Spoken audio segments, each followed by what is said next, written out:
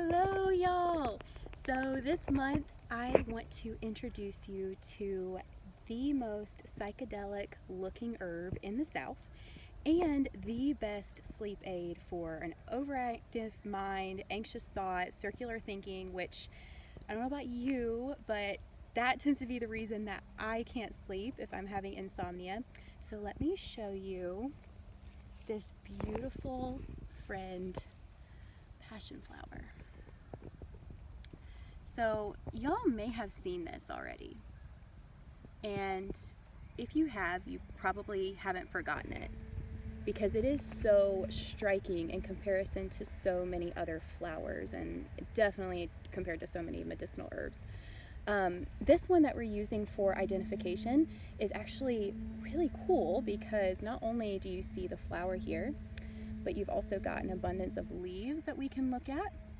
And this is awesome. The seed pod.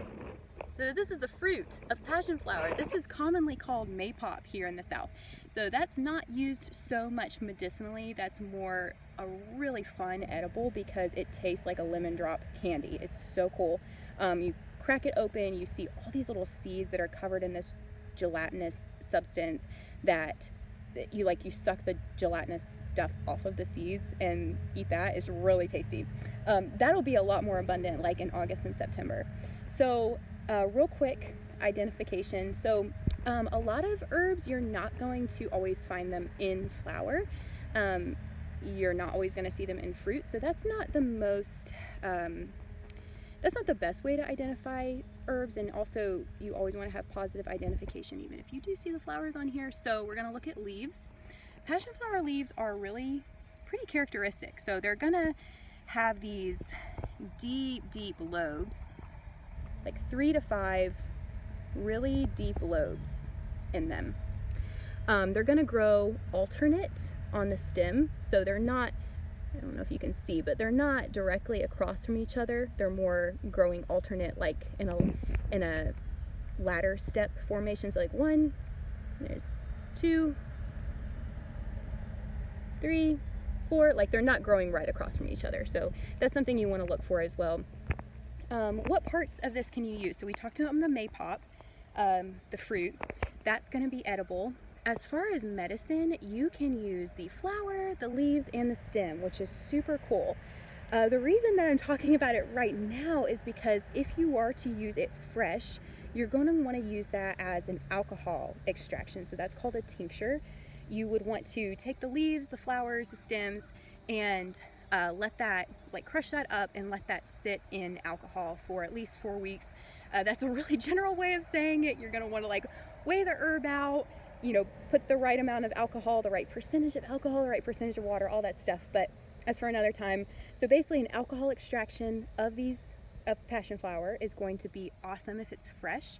You could take that 30 minutes to an hour before bed to help with insomnia caused by that overthinking, anxiety, kind of that hot, panicky stress feeling that you get when you've got too much to do. Your brain won't shut off at night and won't let you sleep, and then you get farther and farther behind because you're exhausted. Been there, I think we all have. So fresh is going to be awesome as a tincture.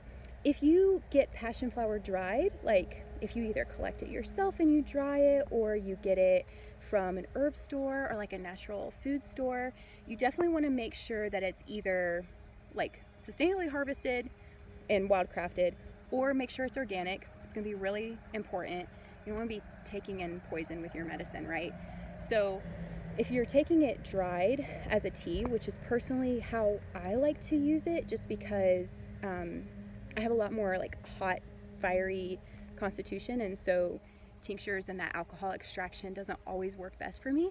So I use this as a tea, and I blend this with herbs that are really good for me and for my needs around sleep and relaxation. So I personally use this, chamomile, rose, holy basil, oat straw, and licorice.